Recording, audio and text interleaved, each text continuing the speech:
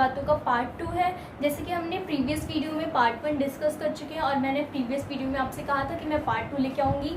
तो जिसने भी पार्ट 1 नहीं देखा वो डायरेक्ट पार्ट 2 देख रहे हैं, तो लिंक इज़ इन डिस्क्रिप्शन, जाइए और जाके पहले वो देखिए।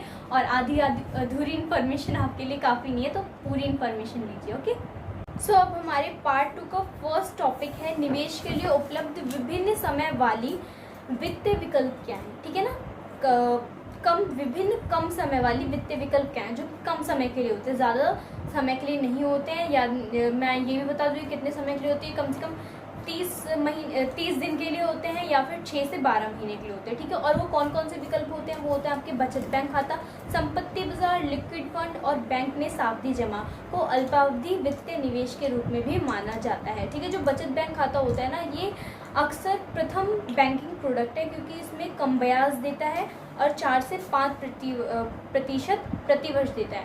ठीक है ना, जो इसे क्या बनाता है, थोड़ा अच्छा बनाता है, सावधि जमा से ये थोड़ा अच्छा बनाता है। ठीक है ना, और जो संपत्ति बाजार या लिक्विड फंड म्यूचुअल फंड का एक विशिष्ट रूप है जिसे विशेषता अल्पावधि सावधि जमा उपकरण में निवेश किया जाता है। ठीक है ना, इनमें क्या किया जाता है, इन चीज़ों में निवेश किया जाता है। ओके,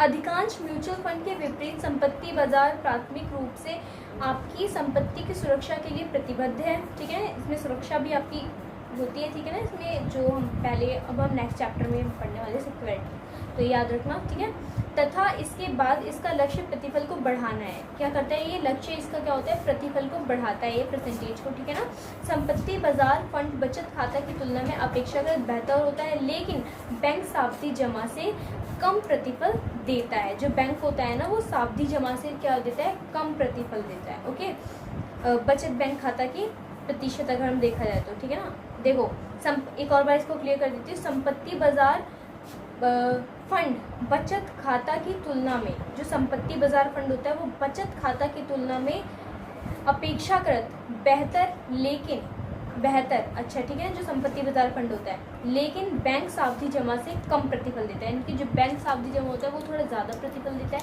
और जो आपका ये होता है क्या बोलते हैं, संपत्ति बाजार फंड, वो थोड़ा उससे कम देता है, लेकिन बचत बैंक खाता से ज़्यादा देता है। ठीक है, अब हम बात करते हैं हमारा नेक्स्ट टॉपिक। तो अब जो हमारे टॉपिक है जो कि है निवेश के लिए उपलब्ध विभिन्न अधिक समय के लिए वित्तीय विकल्प क्या है। तो इसमें हो गया हमारा डाकघर बचत योजना, जन भविष्य फंड, म्यूचुअल फंड, डिबेंचर हो गया, ठीक है, बॉन्ड हो गया, कंपनी सावधि जमा हो गया, ये सब हमारे इसमें आते हैं। ओके, और तो हमारा है डाकघर बचत। ठीक है, तो डाकघर बचत क्या होता है, जो डाकघर बचत योजना है ये अल्प जोखिम बचत उपकरण है, यानी कि इसमें कम जोखिम है। ठीक है ना, और ये जो डाकघर के द्वारा प्राप्त किया जा सकता है। ठीक है ना, डायरेक्ट डाकघर के द्वारा प्राप्त किया जा सकता है, और ये 8% प्रतिवर्ष से ब्याज उपलब्ध कराता है, 8%। ठीक है, और जिसका भुगतान मासिक किया जा सकता है। निवेश करने के लिए सबसे कम राशि जो हमारी 1000 होती है, और उससे अगर हम थोड़ा सा अधिकतम राशि की बात करें तो 3 लाख रुपये होती है, जो कि अकेला, और 6 लाख रुपया संयुक्त रूप से वार्षिक है। ठीक है, और इसकी मैच्योरिटी 6 वर्ष की होती है, और मैच्योरिटी के समय 10% बोनस का भुगतान किया जाता है।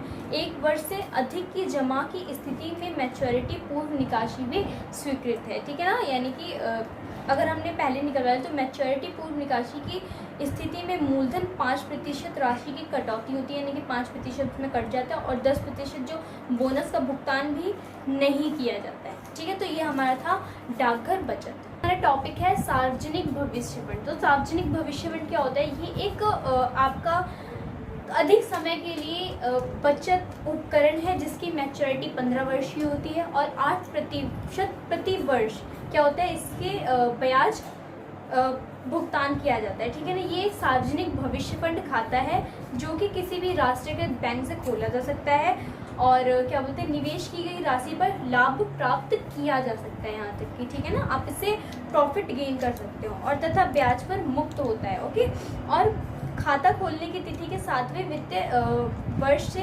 प्रतिवर्ष निकासी स्वीकार्य है, तथा निकासी की राशि निकाले गए वर्ष से तत्काल प्रारंभ कर चौथे वर्ष यानी 4th ईयर में से या पूर्ववर्ती वर्ष के अंत में जिसमें कर्ज की राशि कम हो, जमा शेष का 50 50% तक सीमित किया गया। ओके, तो ये हमारा था सार्वजनिक भविष्य फंड। इसमें जो मैंने इम्पोर्टेंट ऊपर की थी वो मैंने आपको क्लियर कर दी, नीचे वाली लाइन उतनी इम्पोर्टेंट नहीं है।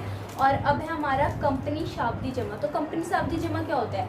यह है कंपनी द्वारा नियत ब्याज दर पर अल्पावधि यानी कि 6 महीने से मध्यम अवधि यानी कि 3 से 5 साल तक दी जाने वाली राशि, जिसका भुगतान मासिक यानी कि महीने में या फिर 3 महीने में या फिर अल्पवार्षिक या फिर 6 महीने में या फिर वार्षिक किया जा सकता है।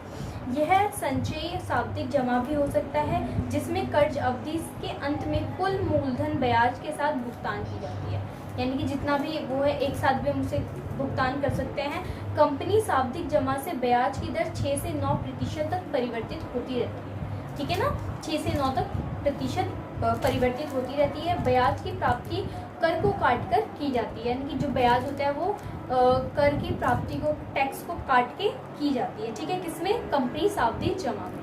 तो ये था हमारा कंपनी सावधि जमा। तो हमारा है बॉन्ड। संपत्ति बढ़ाने के लिए उद्देश्य के लिए यह नियत आमदनी उपकरण है, यानी कि कर्ज उपकरण है। ठीक है ना, कर्ज लिया जाता है। ठीक है ना, जिससे 1 वर्ष से अधिक अवधि के लिए निर्गम किया जाता है। 1 वर्ष से अधिक के लिए निर्गम किया जाता है। और केंद्र सरकार, राज्य सरकार और जो क्या बोलते हैं संस्थाएं होती है, ठीक है ना, समान संस्थाएं बॉन्ड को क्या करती हैं? बेचती हैं। ठीक है ना, और बॉन्ड सामान्यतः मूलधन को नियत ब्याज दर के साथ निर्दिष्ट तिथि तथा मैच्योरिटी तिथि कहते हैं। ठीक है ना, निर्दिष्ट तिथि या फिर मैच्योरिटी तिथि कहते हैं, पर फिर से भुगतान के लिए वचन पत्र होता है। एक क्या होता है? वचन पत्र होता है। तो ये था हमारा बॉन्ड। ठीक है, अब है हमारा म्यूचुअल फंड। तो म्यूचुअल फंड क्या है? यह वह फंड है जो किसी निवेश कंपनी द्वारा चलाया जाता है तथा जो जनता के पैसे इकट्ठा कर गठित उद्देश्य के लिए अनुसार उसे संपत्ति समूह में निवेश करती है, यानी कि क्या बोलते हैं, लोगों से पैसे इकट्ठा करती है और एक पर्टिकुलर जगह पे क्या करती है? उस चीज़ को निवेश करती है।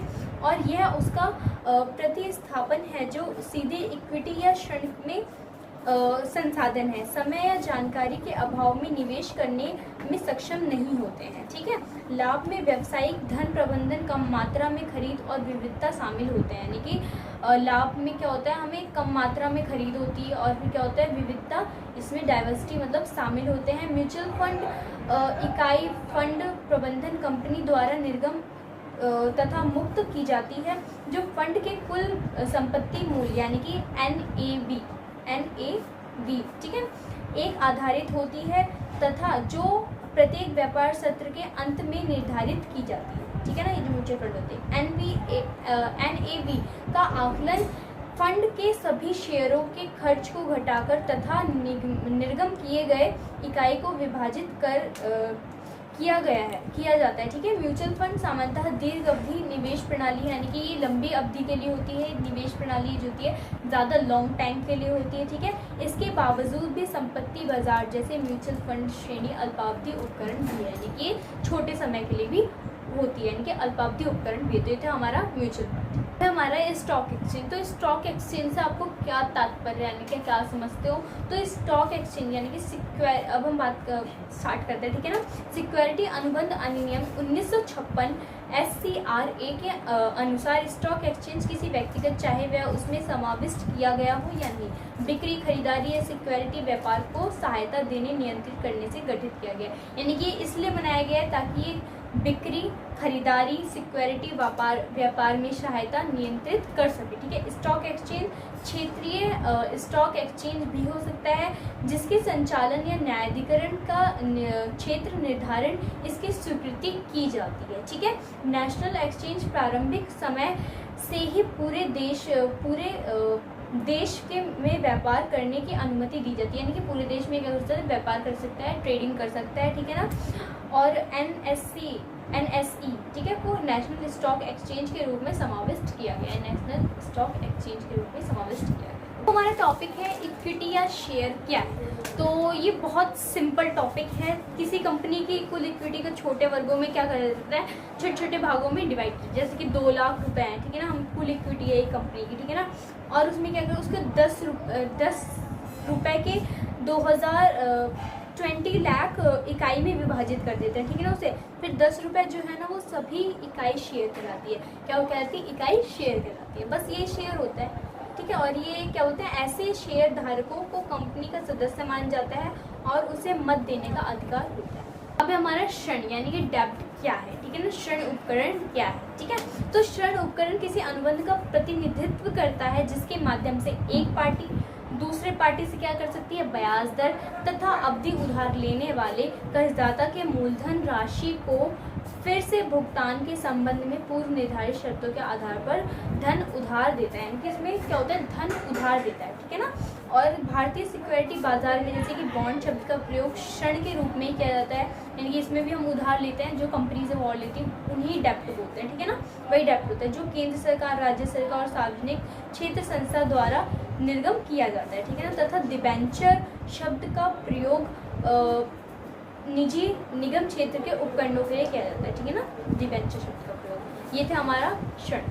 हमारा डेरिवेटिव क्या होता है, ठीक है। तो डेरिवेटिव एक प्रोडक्ट है जिसका मूल्य एक या एक से अधिक मूल्य प्रभावित करने वाली वस्तुओं से किया जाता है, जिसे अंडरलाइन कहते हैं। और इस प्रकार जैसे कि संपत्ति इक्विटी हो गई, ठीक है, इंडेक्स हो गया, विदेशी विनिमय हो गया, यानी कि फॉरेक्स हो गया, माल या कोई अन्य संपत्ति हो सकती है, क्या होता है, ये हमारे अंडरलाइन होता है, ठीक है। अब हम बात करते हैं म्यूचुअल फंड। तो म्यूचुअल फंड क्या है, म्यूचुअल फंड एक सामूहिक इकाई है जो सेबी यानी कि भारतीय सिक्योरिटी तथा विनिमय बोर्ड में पंजीकृत होती है, जो व्यक्ति विशेष या निगम निवेशकों से धन इकट्ठा करती है और विभिन्न वित्तीय उपकरणों में या सिक्योरिटी जैसे इक्विटी शेयर, सरकारी सिक्योरिटी, बॉन्ड, डिबेंचर इत्यादि में से निवेश करती है, ठीक है ना, यानी कि इन सब चीज़ों में से निवेश करती है, इक्विटी वगैरह शेयर्स में, ठीक है, बॉन्ड में। और इस प्रकार म्यूचुअल फंड को निवेश व्यापार के वित्तीय मध्यस्थ के रूप में माना जाता है, ठीक है ना, यानी कि इससे क्या करते हैं, व्यापार करते हैं, ठीक है ना।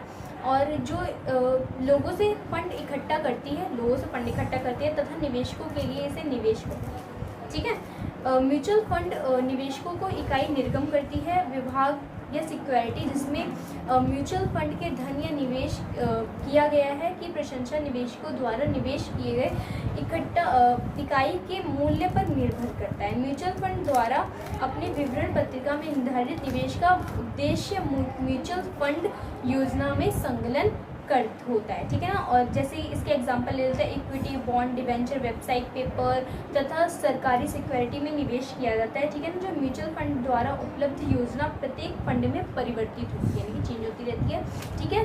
कुछ शब्द इक्विटी योजना होते हैं, बाकी इक्विटी और बॉन्ड या मिश्रित होते हैं, ठीक है।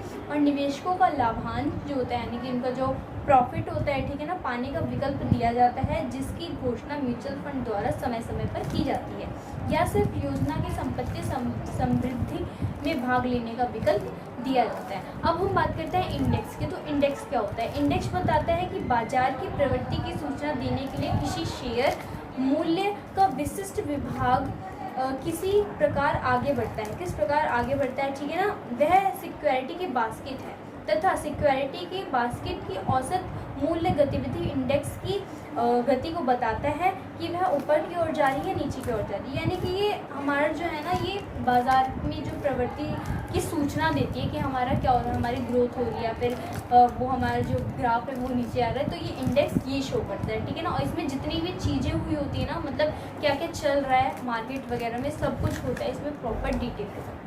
न्यासी क्या है, यानी कि डिपॉजिटरी क्या है। तो न्यासी एक बैंक की तरह जहां security, share, debenture, bank, bond, सरकारी सिक्योरिटी, इकाई इत्यादि इलेक्ट्रॉनिक रूप में जमा रहती है, ठीक है, इसे हम बोलते हैं न्यासी। अब हम बात करते हैं डीमैटेरियलाइजेशन क्या है। तो डीमैटेरियलाइजेशन है, यह एक विधि है जिसके द्वारा निवेशक भौतिक प्रमाण पत्र को इलेक्ट्रॉनिक रूप में समान सिक्योरिटी संख्या में बदल देते हैं, यानी कि जो भौतिक प्रमाण पत्र होते हैं ना, उनको क्या करते हैं, एक इलेक्ट्रॉनिक रूप में समान सिक्योरिटी संख्या में बदल दिया जाता है, ठीक है ना। और निवेशक के खाते में उसके डिपॉजिटरी प्रतिभागियों के साथ जमा कर दिया, यानी कि डिपॉजिटरी पार्टिसिपेंट के साथ जमा कर दिया जाता है। तो ये था हमारा डीमैटेरियलाइजेशन। Thanks for watching. आपको होप कि अच्छी वीडियो लगी हो। तो हमारा ये फाइनेंस का सेशन यहीं पे ख़त्म होता है, chapter 1। Please like, comment, subscribe.